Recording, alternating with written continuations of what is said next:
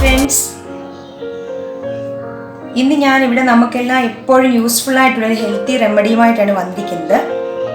നമുക്കറിയാം, എസ്പെഷ്യലി തണുപ്പ് കാലത്ത് കുട്ടികൾക്കും മുതിർന്നവർക്കും എല്ലാം മിക്കവാറും വരുന്നൊരു ആരോഗ്യ പ്രശ്നമാണ് ചുമയും പനിയും തുമ്മലും അതുപോലെയുള്ള അലർജി രോഗങ്ങളൊക്കെ.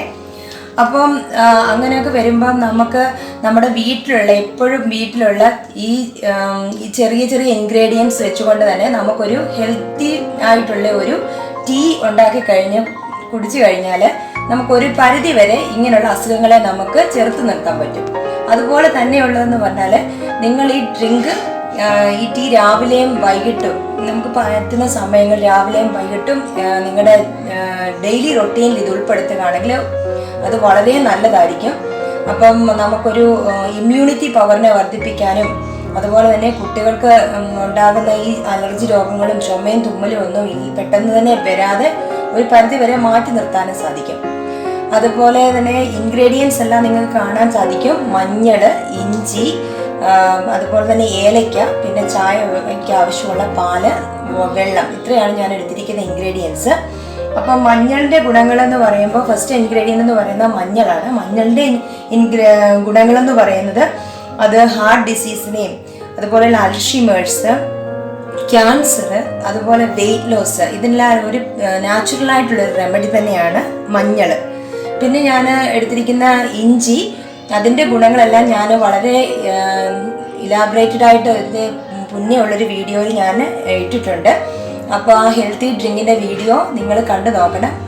അപ്പോൾ അതിൻ്റെ ലിങ്ക് ഞാൻ എൻ്റെ ഡിസ്ക്രിപ്ഷൻ ബോക്സിൽ ആഡ് ചെയ്യാം. അപ്പോൾ അത് കണ്ടിട്ടില്ലാത്തവർ അത് വാച്ച് ചെയ്യണം. അതുപോലത്തെ മൂന്നാമത്തെ ചേരുവ ഇവിടെ ഞാൻ എടുത്തിരിക്കുന്നത് ഏലയ്ക്ക.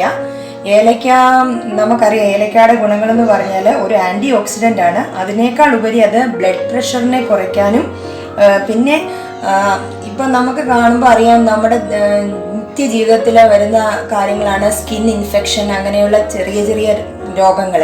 അപ്പോൾ അതിനെല്ലാം ഒരു നല്ല ഫലപ്രദമായൊരു റെമഡി കൂടിയാണ് നമ്മുടെ ഏലയ്ക്ക. അതുപോലെ ക്യാവിറ്റീസ്, ഡൈജഷന് എല്ലാം വളരെ ഫലവത്തായൊരു പ്രതിവിധി കൂടിയാണ് ഏലയ്ക്ക. പിന്നെ ഞാൻ എടുത്തിരിക്കുന്ന പാല് നമുക്കറിയാം, പാലിൻ്റെ ഗുണങ്ങളെല്ലാം നമുക്കറിയാം. റിച്ച് ഇൻ കാൽഷ്യം, അതുപോലെ തന്നെ വൈറ്റമിൻ എയും B12 ഉണ്ട് പാലിൽ. അപ്പോൾ ഇത്രയും ഇൻഗ്രീഡിയൻസ് വെച്ചുകൊണ്ട് നമുക്ക് എങ്ങനെ ഒരു ഹെൽത്തി ആയിട്ടുള്ള ഒരു ടീ തയ്യാറാക്കി എടുക്കാമെന്ന് നമുക്ക് നോക്കാം. അപ്പോൾ ഞാൻ മുന്നേ എടുത്തു വെച്ചിരുന്ന മഞ്ഞളും ഇഞ്ചിയും ഏലക്കായും എല്ലാം നന്നായിട്ട് ആവശ്യത്തിന് മാറ്റി എടുത്ത് വെച്ചിട്ടുണ്ട്. മഞ്ഞൾ ഞാൻ ഈ സ്പൂണിന് ഒരു 2 സ്പൂണ് മഞ്ഞളും അതുപോലെ തന്നെ ഇഞ്ചി ഗ്രേറ്റ് ചെയ്ത് 2 സ്പൂണുമാണ് യൂസ് ചെയ്യാൻ പോകുന്നത്. അതുപോലെ നമുക്ക് ടീക്ക് ആവശ്യമുള്ള തേയില, നാടൻ തേയിലയാണ്. തേയില ഞാനൊരു ആവശ്യത്തിന് ഒരു സ്പൂൺ 1.5 സ്പൂണോളം തേയില ഞാൻ ചേർക്കുന്നുണ്ട്. അതുപോലെ ഞാൻ 5 ഏലക്കയാണ് എടുത്തിരിക്കുന്നത്. ഏലക്കായും ഇതെല്ലാം കൂടെ ഞാൻ ചേർത്ത് ഞാൻ എൻ്റെ പാനിലേക്ക് മാറ്റാൻ പോവുകയാണ്. അപ്പം ഞാൻ മുമ്പേ എടുത്തു വെച്ചിരുന്ന എല്ലാ ചേരുവകളും ഈ പാനിലോട്ട് ഞാൻ മാറ്റിയിട്ടുണ്ട്. അത് എല്ലാ ഇൻഗ്രീഡിയൻറ്റും ചേർത്ത് തന്നെയാണ് വെക്കുന്നത്. നമുക്കറിയാം, സാധാരണഗതിയിൽ നമ്മൾ ചായ വെക്കുമ്പോൾ നമ്മൾ ആദ്യം വെള്ളം വെക്കും, പിന്നെ അത് തിളച്ചിട്ട് തേയിലപ്പൊടി ഇട്ട് പിന്നെ എല്ലാ രീതികളും ലാസ്റ്റാണ് നമ്മൾ പാൽ ചേർക്കാറുള്ളത് യൂഷ്വലി.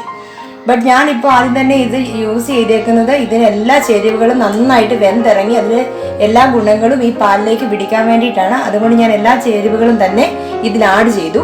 ഇനി ഞാനിത് സ്റ്റൗവിലേക്ക് മാറ്റി വെക്കാൻ പോവുകയാണ്. ഒരു അറൗണ്ട് 5 to 8 മിനിറ്റ്സോളം നമ്മൾ ഇത് നന്നായിട്ട് വെന്ത് ചേരണം. എന്നെങ്കിൽ മാത്രമേ ഇതിൻ്റെ എല്ലാ സത്തും ഗുണവും ഒക്കെ ഇതിൽ പിടിക്കത്തുള്ളൂ.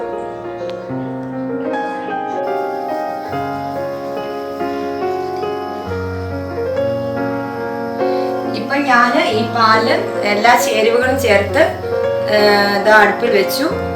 ഇത് നന്നായി തിളച്ച് ഒരു 5 to 8 മിനിറ്റ്സോളം നന്നായി ഇത് വെട്ടി തിളച്ചിട്ട് വേണം നമുക്കിത് ഇറക്കി എടുക്കാൻ. അപ്പോഴേക്കും നമ്മുടെ പാലിൻ്റെ കളറും എല്ലാം മാറി നല്ല ഒരു ടീ ആയിട്ട് ഇത് വരും. ഇപ്പം നമ്മുടെ ടീ ഏതാണ്ട് ഒരു പകുതിയോളം വേവായിട്ടുണ്ട്. അതിൻ്റെ ഇൻഗ്രീഡിയൻസ് എല്ലാം കൂടെ നന്നായി വെന്ത് ചേരാൻ തുടങ്ങിയിട്ടുണ്ട്. ഒരു 4 മിനിറ്റ് ആയിട്ടുണ്ട് ഇപ്പോൾ ഇത് കുക്കാൻ തുടങ്ങിയിട്ട്. 4 മിനിറ്റ്, ഏകദേശം 4 മിനിറ്റോളമായി.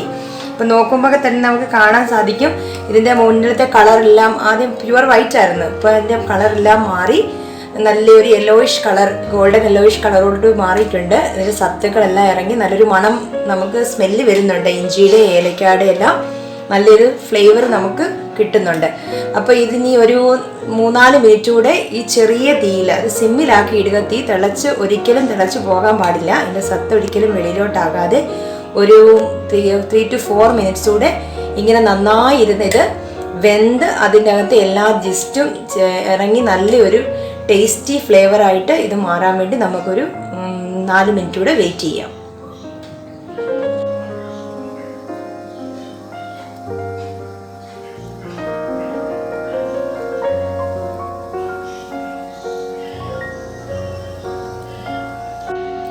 അതാ ഇപ്പം നമ്മുടെ ഗോൾഡൻ ടീ റെഡി ആയിരിക്കുകയാണ്. ഇനി നമുക്ക് ഇത് തീ ഓഫ് ആക്കിയിട്ട് ഒരു മഗ്ഗിലേക്ക് മാറ്റി ഇത് നമുക്ക് നന്നായിട്ട് അരിച്ചെടുക്കാം.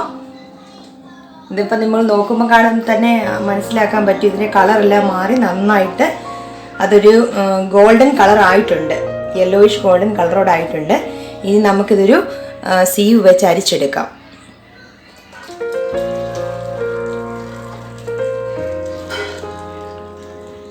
നമ്മളിങ്ങനെ സീവ് വെച്ച് അരിച്ചു കഴിഞ്ഞാൽ നമ്മുടെ ആ ഇഞ്ചിയുടെയും മഞ്ഞളിൻ്റെയും ഒന്നും ആ ഒരു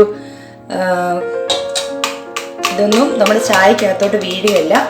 അപ്പോൾ ഇനി നമുക്ക് ഇത് സെർവ് ചെയ്യാൻ വേണ്ടിയിട്ട് നമുക്കൊരു 2 ഗ്ലാസ്സിലേക്ക് മാറ്റാം. അതിന് മുൻപ് ഒന്നുകൂടെ പറഞ്ഞോട്ടെ, ഇനി നിങ്ങൾ പഞ്ചസാര പ്രിഫർ ചെയ്യുന്നവരാണെങ്കിൽ നിങ്ങൾക്ക് ഈ സമയത്ത് ഇതിലേക്ക് അല്പം പഞ്ചസാര ചേർത്ത് കൊടുക്കാം, വേണമെങ്കിൽ മാത്രം. ഇല്ല ഇനി ഷുഗർ അങ്ങനെയുള്ള ബുദ്ധിമുട്ടുള്ളവരൊക്കെ പഞ്ചസാര ഒഴിവാക്കുന്നതായിരിക്കും നല്ലത്. ഞാനിപ്പം ചെറിയ ഒരളവിൽ ഞാനൊരു ഒരു സ്പൂണോളം പഞ്ചസാര ഇതിലേക്ക് ആഡ് ചെയ്ത് കൊടുക്കുന്നുണ്ട്.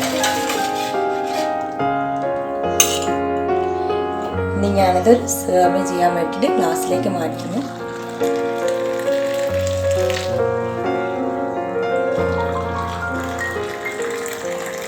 അപ്പം നമുക്കറിയാം ഇതിൻ്റെ സ്മെല്ല്, ഇഞ്ചിയുടെയും മഞ്ഞളിൻ്റെയും ഏലക്കാടെയും എല്ലാം നല്ലൊരു സ്മെല്ലും ഫ്ലേവർ ഇതിൽ നമുക്ക് ചെയ്യാൻ കിട്ടുന്നുണ്ട്.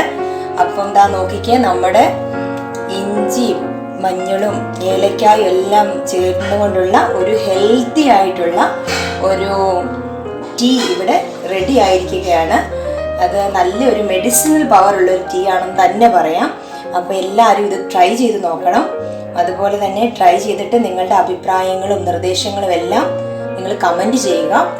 ഇനി നിങ്ങൾ എൻ്റെ ചാനൽ സബ്സ്ക്രൈബ് ചെയ്തിട്ടില്ല എങ്കിൽ അത് സബ്സ്ക്രൈബ് ചെയ്യാനും ലൈക്ക് ചെയ്യാനും ഷെയർ ചെയ്യാനും ഒന്നും മറക്കരുത് കേട്ടോ.